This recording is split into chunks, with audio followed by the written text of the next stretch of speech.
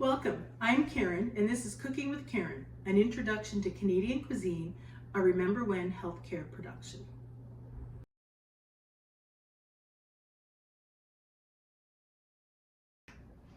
So we're going to prepare the roast that we'll serve our clients for this evening. Roasts are a great option for the client. Sometimes they can get them reduced, they can get them pre-seasoned, depends on who's picking up their groceries for them. The other thing with the roast is you can always cut that up or shred it to have for different meals over the next 2 or 3 days. So I'm going to start with, when I use meat products, I always put on a fresh pair of gloves.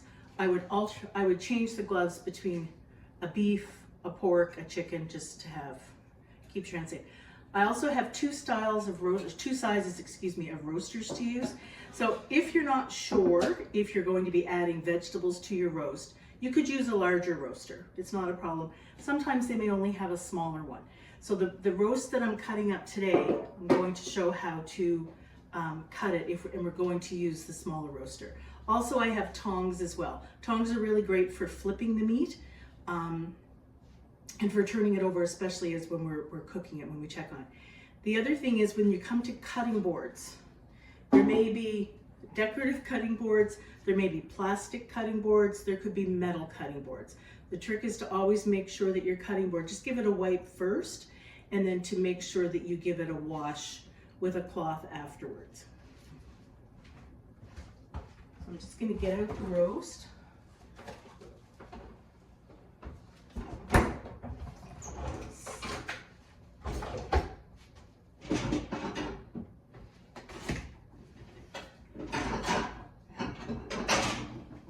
Sometimes instead of using an additional cutting board, I will just use like a plate. They may have a special plate that they like used. This roast now is seasoned and is a boneless roast. That's the other thing with the size of your roaster, is if the roast has a bone in it, you may need to use the larger. So you can use a paring knife, or in this case, you can use the tongs as well to pick up the roast and just put it. Sometimes it's easiest if the client's roast is seasoned. If it's not, most generally onion salt, pepper, garlic, salt, a little bit of. So in this case, you can see that it is seasoned.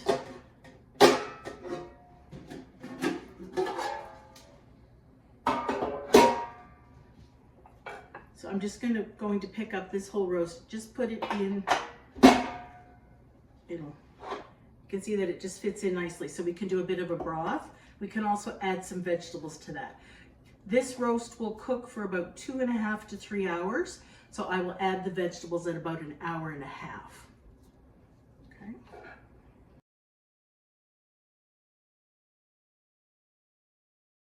I have a product that's called like a bouillon, which is a seasoning broth. You can add that to your water.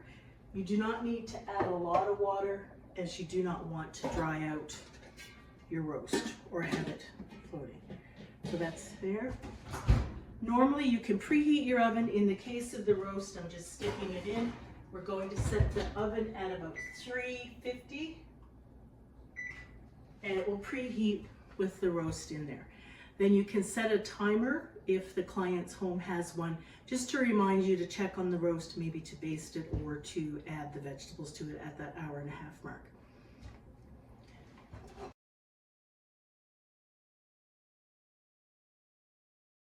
Next, we're going to do some vegetable preparation. Now these vegetables will be being prepared for the stew, which they're just about time to add and complete the stew for the rest of its cooking. And then it also shows you how to use a variety of knives, as well as different peelers. There are many different types. So I'm going to start with slicing up the onion again, like we did before. When you're doing a stew, you can kind of chunk the onion a bit.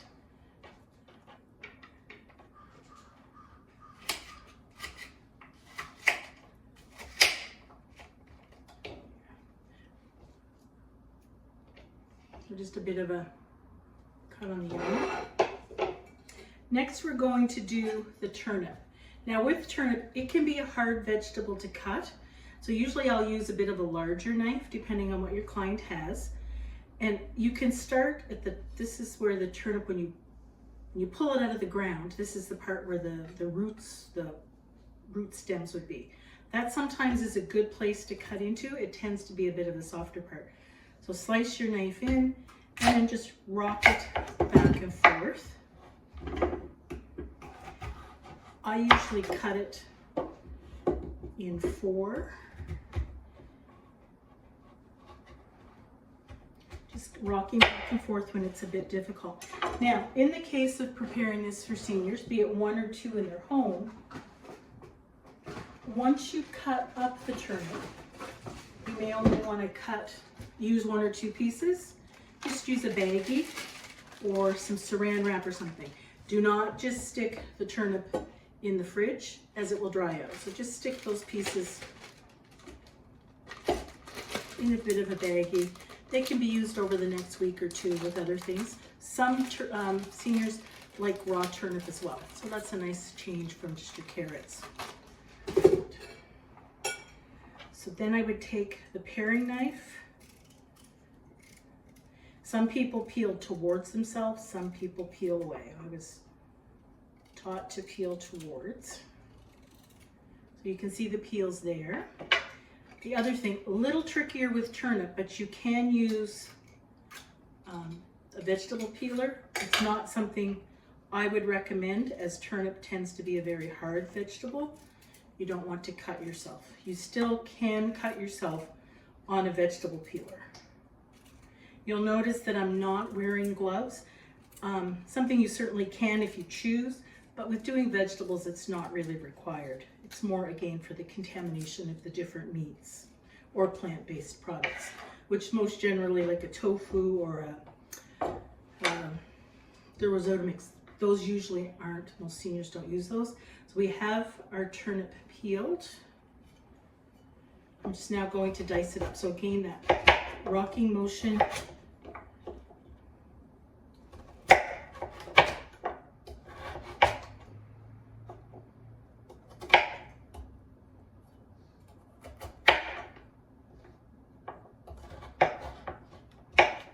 Because these are going into a stew, I would tend to leave them chunky as well. But about kind of that size. A lot of seniors are very conditioned or much used to using what we call the root vegetables, because they keep easily over the winter. So you have your turnip, your cabbage, your carrot, your potato.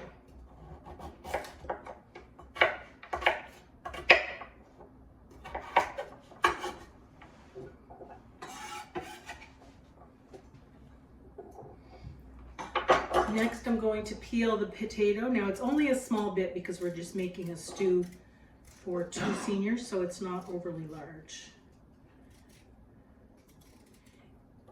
This would be a time you could pre-do a whole potato for mashed potato as well. Because this potato is going in the stew, I will chunk it as well. It's important to get all the little brown areas. Those are called eyes. We just cut those off. And then the same thing.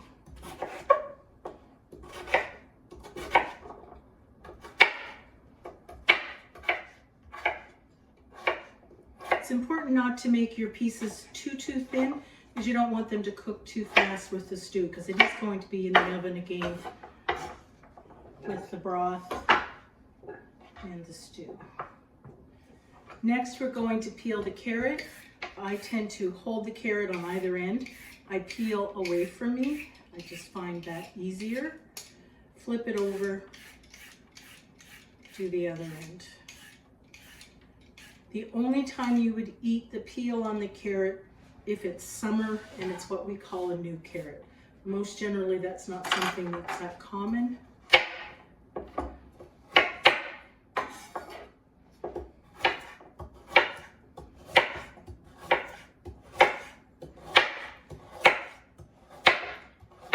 For a stew, you usually don't cut the carrots in half.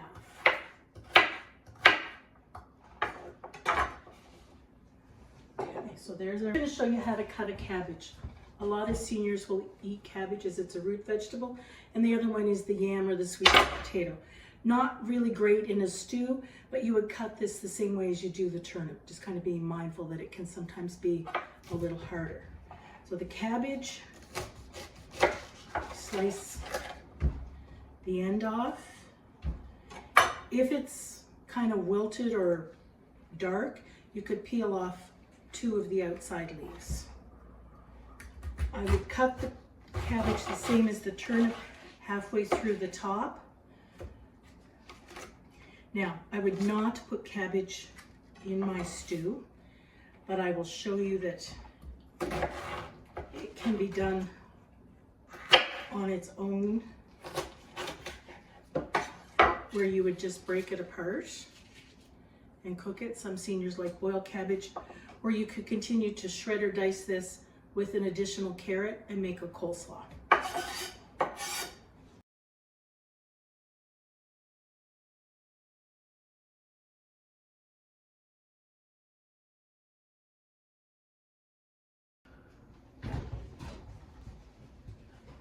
So it's been about an hour since our roast has been in the oven. So we're just gonna do a bit of a roast check. So I'm just gonna grab a fork and a knife. This is a good time as well to make sure if you need some extra fluid. Now, some roasts will have bones, some will be boneless. In the case of this roast, it has a lot of bones. So I'm just gonna lift it up so you'll kind of see the bone in the back. You can see with the spices and things, it's good. I'm gonna add a bit more fluid to that and then stick it back in for about a half an hour before we add the vegetables to it.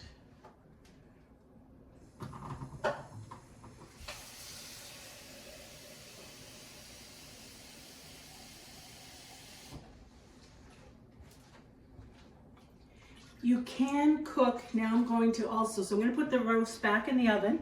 Temperature still set to 350. I'm now going to turn the roaster sideways in the oven because that way I can put the fish in to bake that. You can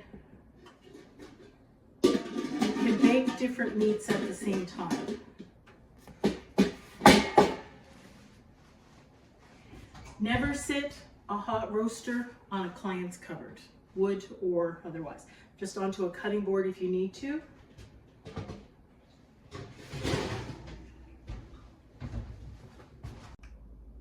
So it's time just to do a roast check.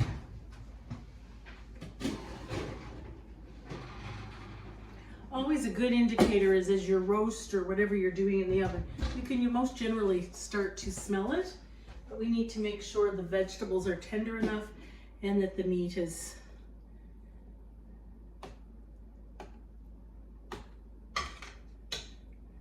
so I would say the roast is complete. I'm just going to put it back in for just a couple of minutes.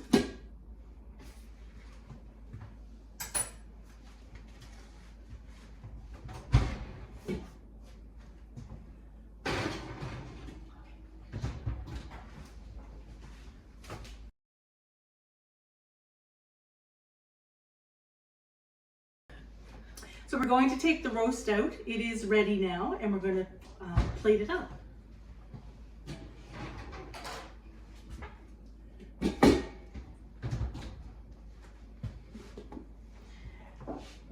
So it's important with a roast to, you can have different cuts of roast, which I won't get into. Like I mentioned before, this one was pre-seasoned and does have a lot of bones on it.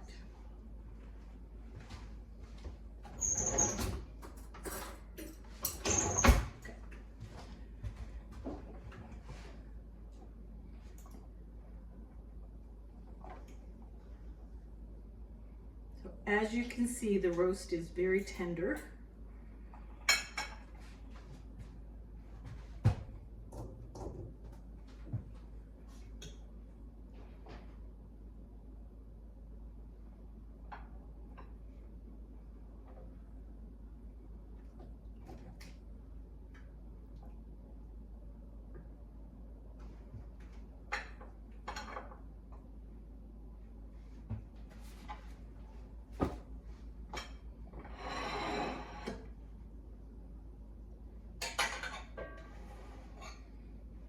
Okay, so the roast is there. I'm just going to take out a few of the vegetables. So we did a potato, turnip, onion, and carrot.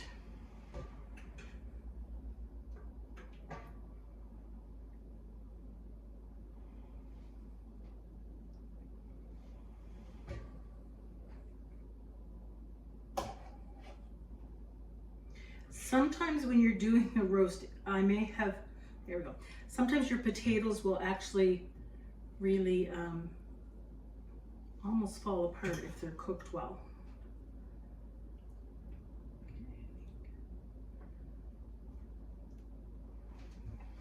Okay. We're going to start with, I'm going to slice the roast. Now in the case of this one,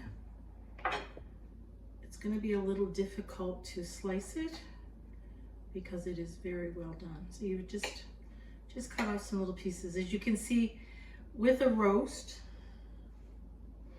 the steam on my glasses, it's a little hard to see, but obviously the meat is cooked. It has a light brown color, little tiny bit of pink there. This is after having been in the oven for 3 hours. That's a normal color for a roast. So we'll just continue to keep sliding that off or pulling it off. That's it. That piece. Now with the vegetables, we have our turnip. As long as you can put your fork through the vegetables, they're done. The same with the carrot. The onions as well. Onions will also have a bit of a glassy look to them when they've especially been boiled. And potato, as you can see, has kind of lost its chunk formation, but it's there.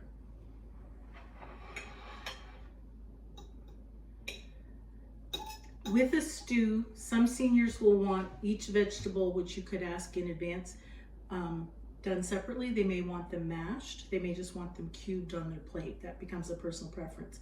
To show you how easy it is when a vegetable is properly cooked, I'm just going to take the fork and mash these all together.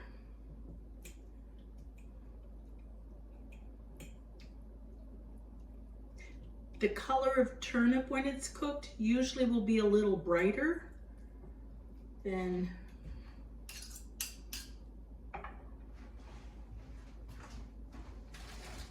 when it's raw. Sorry. So this is the color of your turnip, almost kind of white with a light yellow. This is a turnip that's been cooked. It's almost a bit of a bright golden yellow. That's the difference. And of course, mashes up very easily. Some seniors may want to have that seasoned with extra butter, possibly some more salt and pepper. We do have quite a bit on there from before, so I'll not be doing that. Okay. It's good with this roast, once you've served in their stew and you put this roast in the fridge, you could slice that off for the next day. It could be a roast beef sandwich. You could add it to other dishes that they may be having with some pasta or a sweet potato or a fry as well. It would be good on a hamburger bun with some gravy, which you can use out of a can, and just have it with some fries or something on the side like a hot beef sandwich.